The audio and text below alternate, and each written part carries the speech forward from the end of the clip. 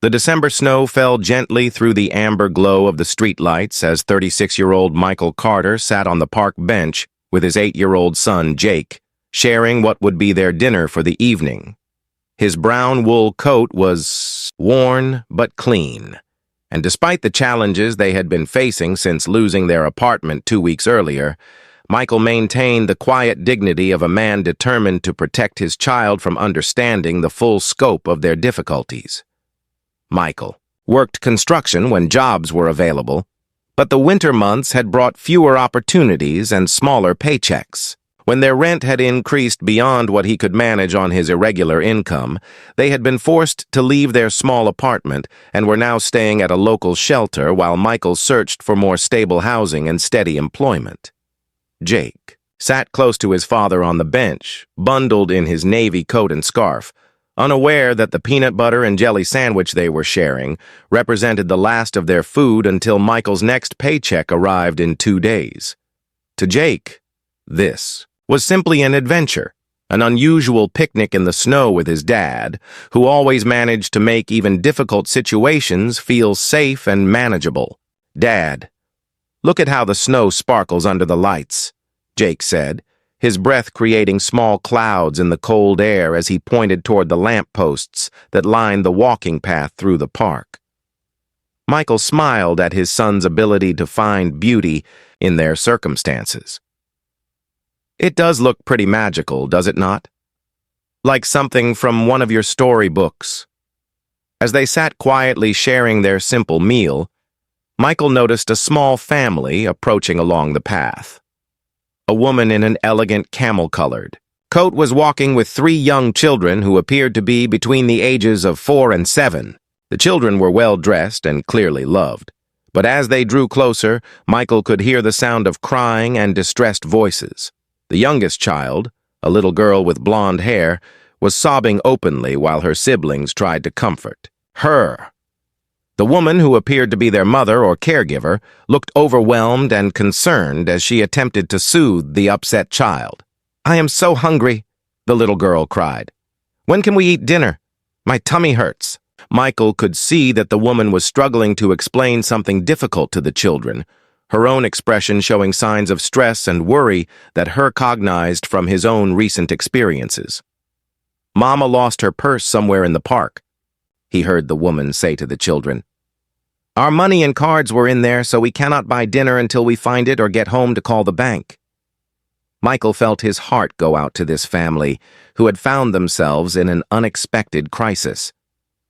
He looked at the half sandwich remaining in his hands, then at Jake, who was watching the crying children with obvious concern. "Dad," Jake whispered, "those kids are really hungry, and they are smaller than me." Michael looked at his son and felt a surge of pride at Jake's instinctive compassion, even though sharing their food would mean they would both go to bed hungry that night. "You are right, buddy," Michael said softly. "They do need help." Michael stood up and approached the family, his movements gentle and non-threatening as he addressed the distressed woman. "Excuse me," he said politely. "I could not help but overhear that you are having some difficulties. My son and I have a sandwich here, and we would be happy to share it with your children if that would help." The woman looked at Michael with surprise and gratitude, clearly touched by his offer. "That is incredibly kind of you, but I could not take food from you and your son." "Please," Michael said, glancing back at Jake, who was nodding encouragingly. "We have plenty, and no child should have to cry from hunger if there is something we can do to help."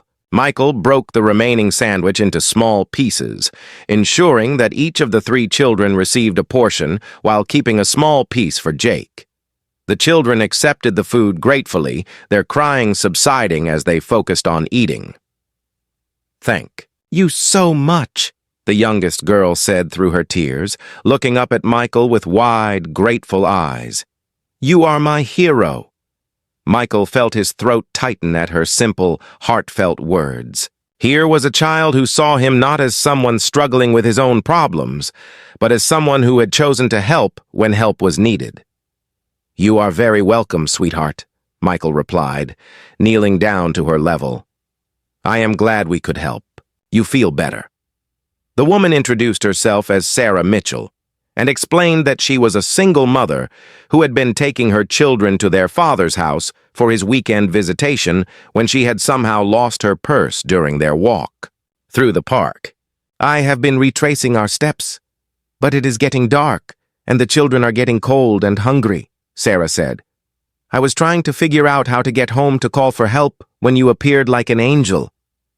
Michael and Jake helped Sarah and her children search the park for the missing purse, with Jake taking particular pride in checking under benches and around trees with the younger children. After 30 minutes of searching, they found the purse buried under a pile of snow near the playground, apparently dropped when the children had been playing earlier.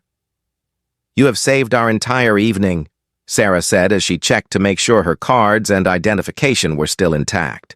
"How can I thank you?" "Seeing those little ones stop crying is thanks enough," Michael replied sincerely. Sarah looked at Michael and Jake more carefully, noting the quality of their clothes and the subtle signs that suggested they might be facing their own challenges. "Would you and Jake like to join us for dinner? I know a wonderful family restaurant nearby that serves excellent comfort food." Michael hesitated, not wanting to accept charity but also recognizing that Jake would benefit from a warm meal and the company of other children. "Please, Dad," Jake said quietly. "It would be fun to eat with other kids." "We would be honored to join you," Michael said finally, "but please let me contribute something toward the bill." "Absolutely not," Sarah said firmly. "This is my way of saying thank you for your kindness to my children." Over dinner at the cozy restaurant, Michael learned that Sarah was a graphic designer who had recently started her own business after her divorce. She was working to build her client base while managing the challenges of single parenthood, and she understood the delicate balance between pride and practical need that Michael was navigating. "You know," Sarah said as the children played with crayons and coloring sheets, "I have been looking for someone to help with some construction work on my new studio space. Are you available for freelance projects?" Michael felt a wave of relief at the prospect of additional work. "I would be very interested in discussing that opportunity." What began as a chance encounter in a snowy park became the foundation for a friendship that transformed both families.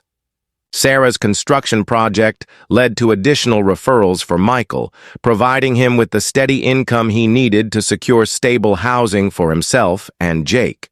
More importantly, the two single parents found in each other the support, understanding, and eventual love that helped them build a blended family based on shared values of kindness, resilience, and putting children's needs first. 6 months later, when Sarah and Michael were married in a small ceremony attended by their 4 children, Jake served as the best man and proudly told everyone who would listen about the night his dad had shared their last sandwich with hungry kids in the park.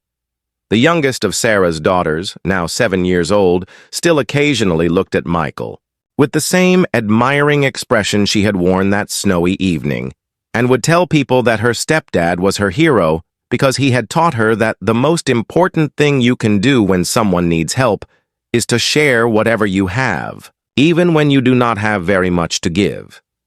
Michael learned that the greatest wealth in life comes not from what we accumulate for ourselves, but from what we willingly share with others, especially when sharing requires sacrifice.